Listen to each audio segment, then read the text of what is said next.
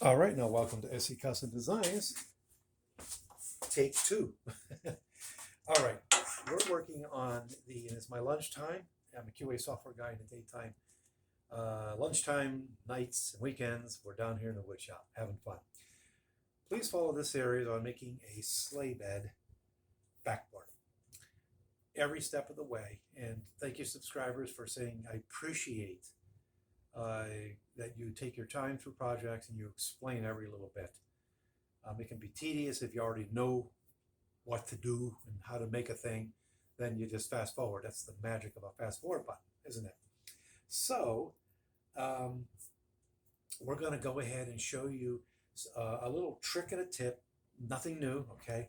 But when you're doing repeated processes, like I am, I'm going to be laying the slats down onto the sideboards, okay? So long slats, approximately 6 feet long, onto the two side upright posts, right? I'm going to need to place them exactly in the same place, spaced like this, okay? There's 8 of them. I can make 8. And so how do we do that?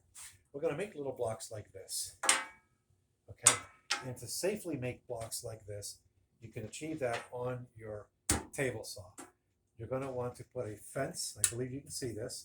A little bit of there's the main fence, right? And then put a piece of wood here against the fence before the blade, okay? Then you can take your stock, come along and do repeated cuts, okay? And what if you don't use this system? Let's just say that you're sliding the wood against the blade. What's going to happen is it's going to get caught up in here and it's going to go flying any which direction, or your hands can become compromised. So we're going to very quickly show you. Of course, always have your machines unplugged. I know there's times when you're in a hurry and you may not remember. I know I'm guilty, but by all means try to remember to do that. And here we go.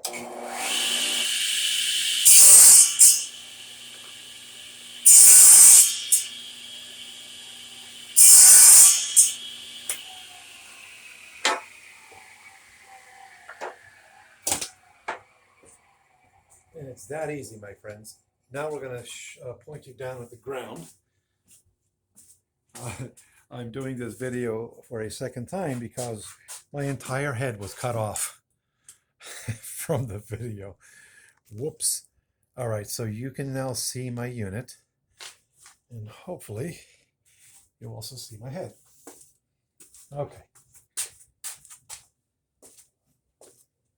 So now you can see everything is laid out perfectly.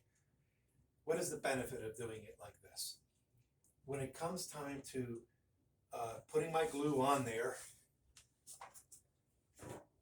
and then pinning it, I'm going to be using a 23 gauge pin gun. Look up this review on this. The beauty of this pin gun is that the pins are so thin that you don't even hardly see them in the project. Okay, so there you go. We take the blocks away. We have vulnerability. Things can just move. Put your spacers in. There's no thinking. It's going to be held in place. So that's the tip of the day. So I won't bore you by, videoing me pinning every one of these, gluing it, and all that sort of thing. So we're now at the stage, quite excited, where we'll be taking this unit up to the sewing room, and then the lovely one is going to cover this with fabric, all these slats, okay? And that's going to be really cool to see, to go from here to what she's going to be doing. So this is the first time in the history of SE Custom Designs that the both of us have had the time to work with each other. Me in my corner of the world, and hers in her corner of the world. So it's really quite complimentary, and I'm really glad to have. She's a little bit video shy, so I'm glad that she agreed to come onto the video. All right, I think that's it. I I have really only about 20 minutes now to get this done, so I'm going to stop the video, and I want to thank you for watching. Congratulations to the 8 people that put in for the dovetail jig. This Saturday I will be doing a random drawing. I will then make a video and announce who the winner is. We're going to be giving away 2 more things this year. Well, maybe more, but for sure 2 more.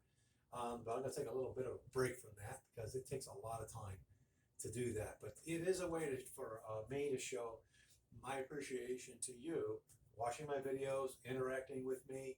You got other subscribers and woodworkers or folks that are, tenured or, know an awful lot about a thing, can give their advice as well. I'm always open to a reasonable suggestion, and we'll say, you know what, I didn't know that, because, not everybody is going to know everything. So, and then you have the folks that are new that say, I really appreciate it, Steve, that you take your time with a project and you explain everything as you go along. So thank you, subscribers. As you can see, we do get back to your concerns and your questions, and there you go. So thanks for watching. We're going to use usual goodbyes. Shalom Aleichem, that's Hebrew. We'll see you later. Goodbye. Masalami, Arabic. Tutsens, Afrikaans, bye-bye. And Sachin. It's Mandarin in the mainland China. So take care. Let's stay safe in the wood shop. Wear our masks still. Get through this COVID thing. I want to thank you for watching. Take care. Bye-bye.